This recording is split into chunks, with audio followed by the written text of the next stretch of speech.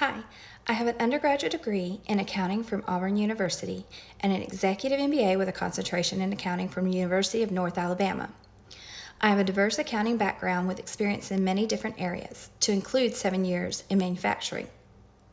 The past 2 years, I have been the accounting manager for a publicly traded company. I am currently supervising 5 employees in accounts payable, accounts receivable, payroll, purchasing, and receiving and returns.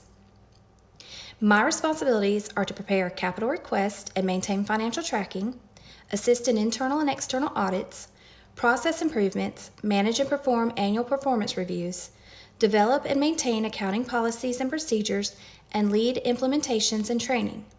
In addition, my computer skills include QuickBooks, Oracle, Microsoft Office with Excel, Blackline, Mass 90, JD Edwards, SAP, and SharePoint, among others.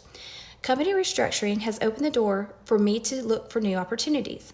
I am actively looking for a stable company where I can be an asset with the skills I have developed through my diverse experience. I look forward to speaking with you at your earliest convenience. Thank you.